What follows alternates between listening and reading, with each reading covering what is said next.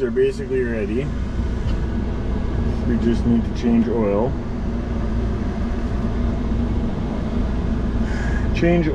And we are adding auger extensions to it. So I don't think that's going to be too hard, but we will see.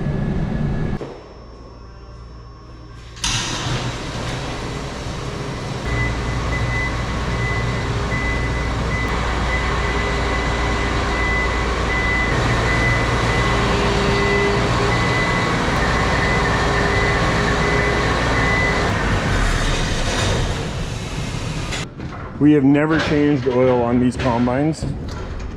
We bought them new last year. So I don't even know where the drain is on these ones. Our old ones had a thing off to the side. I need, you want to get a 5-gallon pail? An empty one? See, in the old ones we had a drain right here. And the oil actually drained really easy. But I do not see that. I see nothing. I gotta figure out where this oil drains. We can use, actually, that might be able to use that blue one, because this is really nice. They have it located right here. That's the drain for the engine right here, pretty sure. Followed it, nice and low to the ground, drain the oil, and then we'll start working on that auger.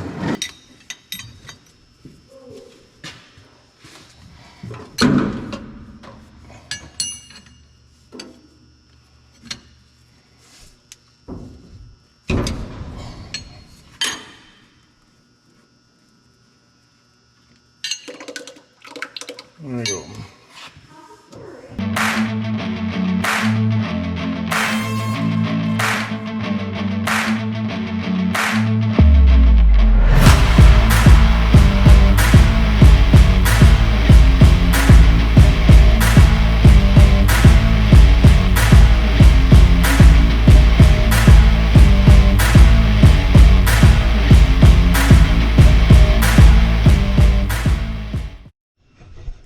Okay, so I actually have to do a bit of welding here.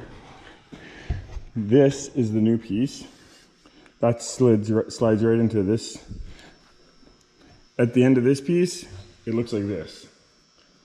So I slid this piece into there, and now I got it tack welded all the way around. Make sure I keep this straight.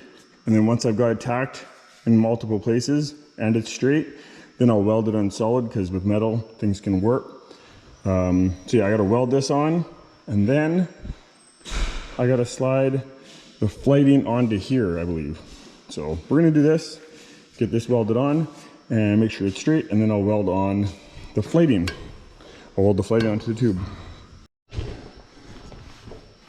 Okay, I'm working on this auger, and I'm kind of taking note that I'm thinking this stub shaft right here is out. It's not 100% in here, and when the auger is just like this, it works just fine. But when you add an extra 3 feet to the auger, I think it's out by roughly a 32nd of an inch, roughly, and then on 3 feet, it makes it that much more obvious. So I've got to actually grind down this and in here so I can get this part is pointing up. So I got to take, yeah. Got a little bit of work to do. This wasn't just a slap on and go. And Peter's busy gonna change oil in the combine and put filters on. Right, Peter? Yep.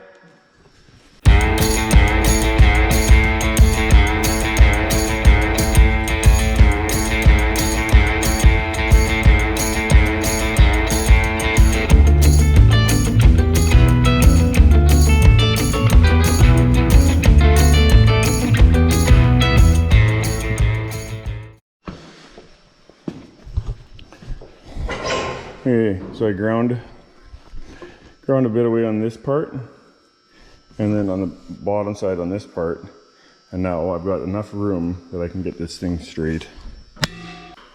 So I should be able to weld this on.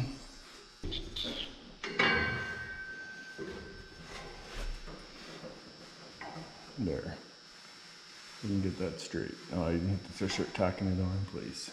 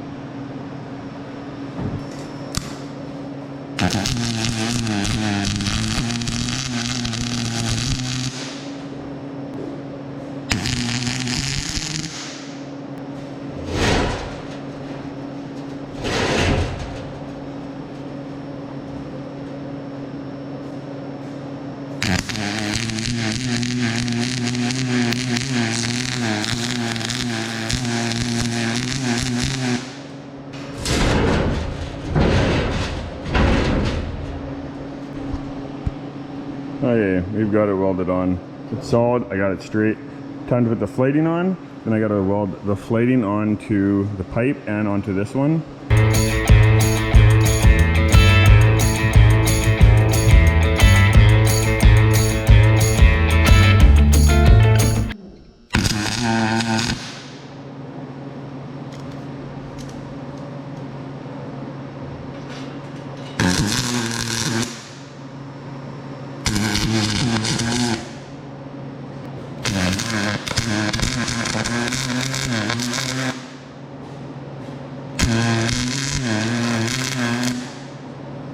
Can you turn my heat down a little bit?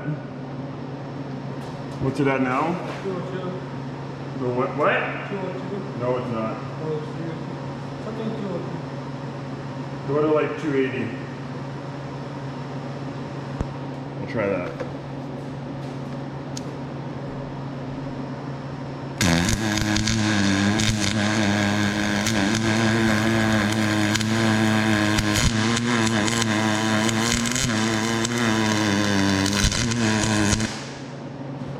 I got this one welded on. It got a little ugly on me because this was getting, the tip here is a lot thinner and I had too much heat, so gotta do a bit of grinding.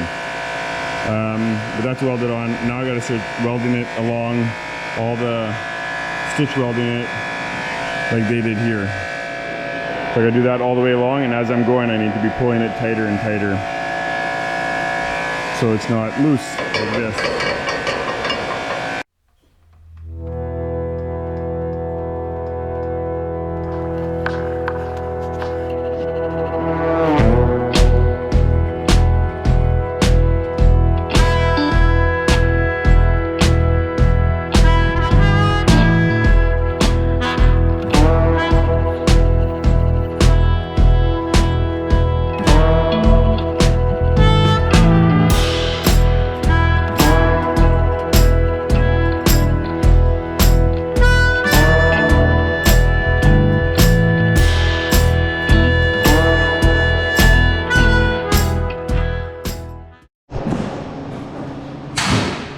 Okay, I've got them all stitch welded, all on the inside, the back side of it, because that's where the pressure is going to be when we're unloading. And there was quite a bit of gap, so I'm hoping I did the right thing. I used the, it's actually my, that right there, it's my, I use that to take off filters, oil filters, and I pinched that between here and here, pinched it tight. That got the metal, the gap between here, a lot less. So I welded that all on. So now I'm down to the point where I can slide this thing in, hopefully, and put the tube on. We just about got it. So when I pulled this flighting out, the flighting attaches on the inside of here. That's what, and we're right up against the, in there's a square shaft, and that goes inside the flighting, and that's what attaches that auger flighting to the U-joint that goes, that runs the cross auger in the combine. So you can pull it straight out. It just sits in the square tube, or the square shaft sits in the inside of that flighting tube, and it can freely move up and down. So that's how it's designed. Been like that for a long time, works good. But now we got to put it back in.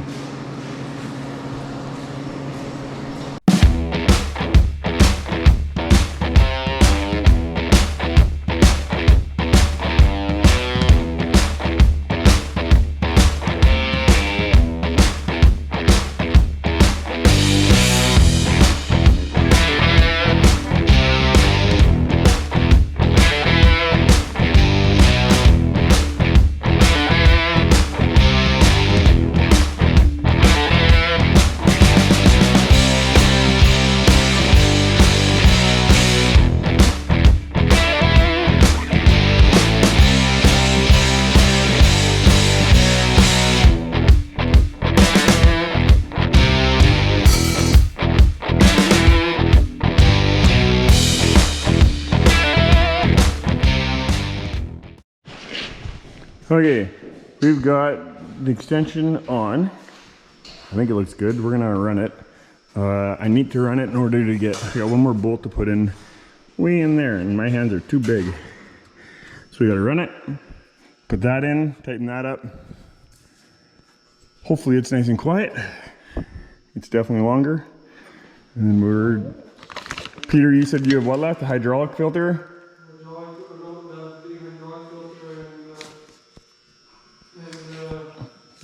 Def? Okay, let's, I'll help you get that done. That way when we take it out, then this combine's ready to go. Okay, we got the last filter, we did the def one. We got this hydraulic filter. Gotta change that filter, but the hydraulic oil is up there. So gravity's gonna come through, and gravity's gonna wanna dump that whole tank out here. So I got Parker and Jackson with a vacuum. What's up?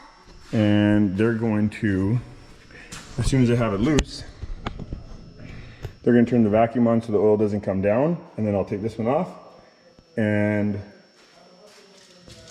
put the new one on.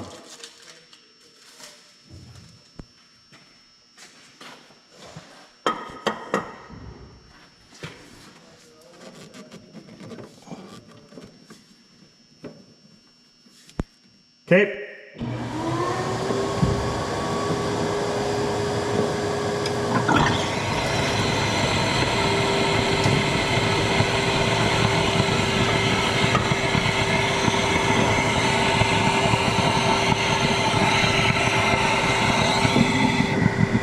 Okay. Be ready. Okay, we're good.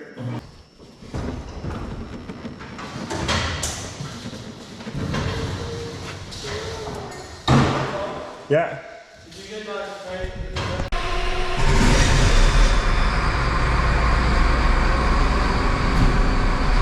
Yep, close the door. All right.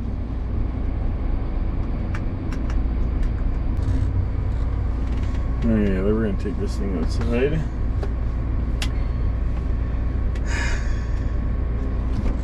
So we're gonna put the auger out and run it so we can put the last bolt in, and hopefully when it does run it, it's nice and smooth.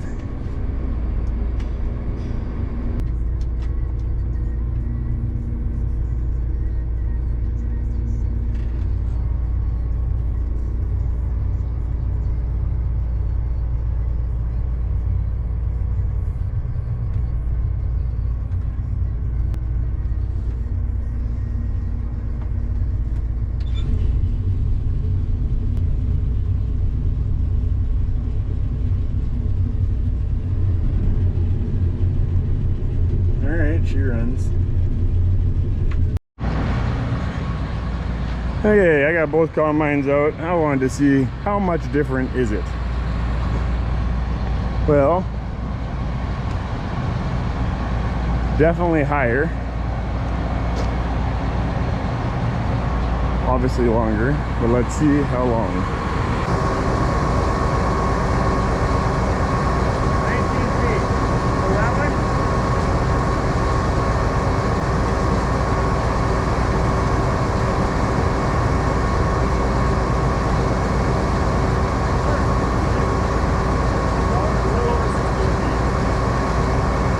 Okay, yeah, we gained roughly, measured from the tire out was 19 feet and the tire out was a little over 16 feet.